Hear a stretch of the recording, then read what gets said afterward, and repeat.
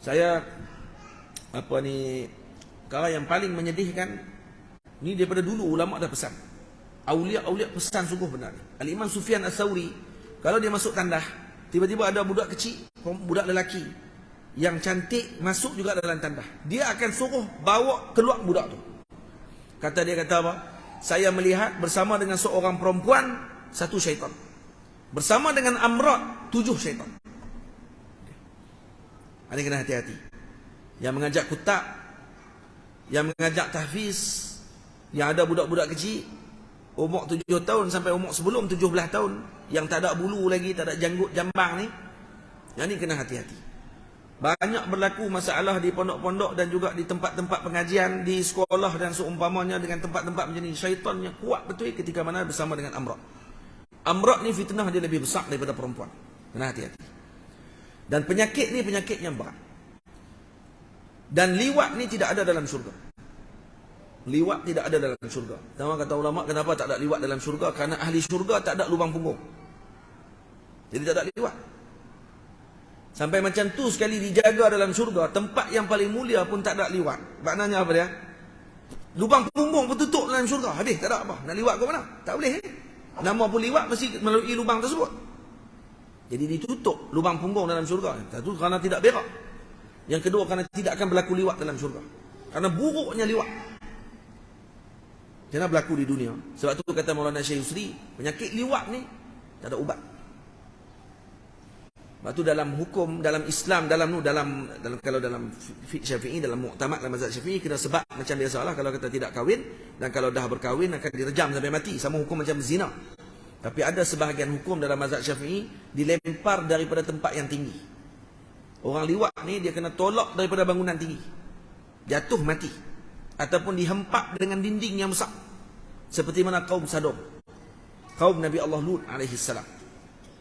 Karena itu kata Maulana Syekh Yusri, penyakit liwat ni kerana tidak ada ubat, sehingga Allah hancurkan kaum Sodom. Habis, satu je ubat dia.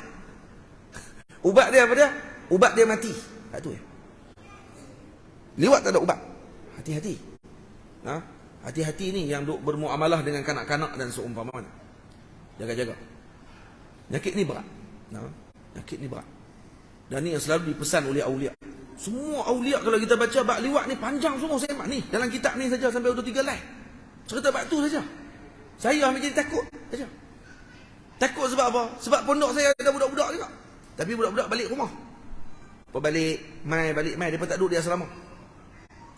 Dan sebab tu dalam di Maghribi, kalau di Maghribi kata Tok Ayah Rosli cerita kat saya, dia kata kalau kata nak lantik guru kutak mesti yang dah kahwin.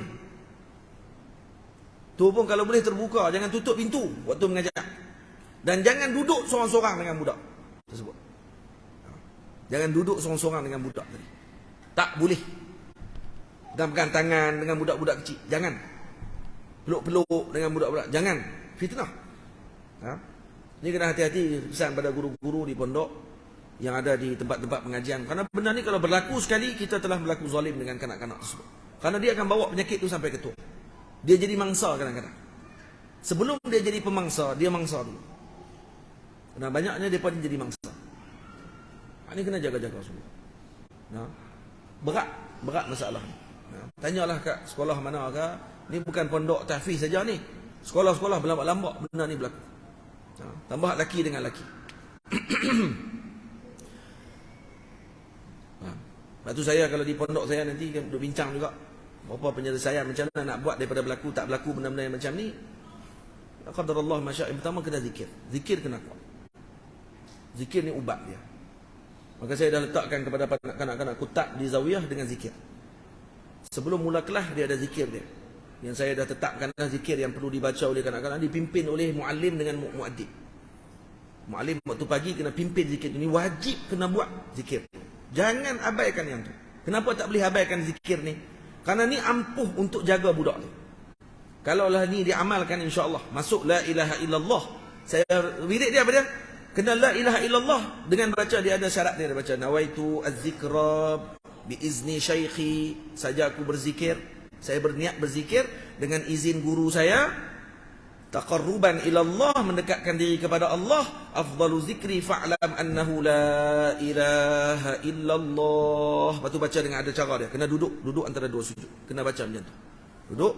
La ilaha illallah, la ilaha illallah, la ilaha illallah. Baca yang tu berapa kali? 100 kali. Saya harap moga-moga 100 kali dibaca tiap-tiap hari. Sampai satu masa dia akan cukup 100,000 kali. Kalau nak suruh budak-budak baca 100,000 kali, mampus dia pakai tuang kutak habis. Sampai cukup masa nanti, dia akan habis 100,000. Habis 100,000, maknanya apa dia? Amarah bisu dah putus dah waktu tu. Dia dah naik ke lawamah. Dia tahu dah mana betul, mana tak betul. Mana elok, mana tak elok. Dan lepas tu terus lagi wirid. Sampai habis zawiyah. Anak-anak pondok saya kalau kata duduk di kutab, ikut kutab 4 tahun, masuk i'dadi 3 tahun, masuk sanawi 3 tahun, masuk aliyah 4 tahun, masuk takassus 4 tahun, depa akan duduk di zawiyah lebih kurang 18 tahun. Dia. Habis 18 tahun tak tahu nak jadi apa, tak tahu lah. Mungkin depa balik tak pakai kereta lah. Depa terbang daripada depan rumah saya. Saya tak terbang ni, depa terbang lah. 18 tahun mereka akan duduk. Kalau kata mereka ikut betul-betul sistem tersebut. Dan saya akan letakkan semua dengan wirid. Dan saya bila tengok balik, wirid ni, jangan bagi anak murid saja wirid. Tok guru kena wirid dulu. Muallim dengan muaddib tu kena wirid dulu. Dia pun kena duduk macam tu juga wirid. Dia pun kena hadir perasaan juga dengan dia. Wirid dengan saat Ustaz nak pergi tanah tak? Wirid nak. Taubat tak wirid lah.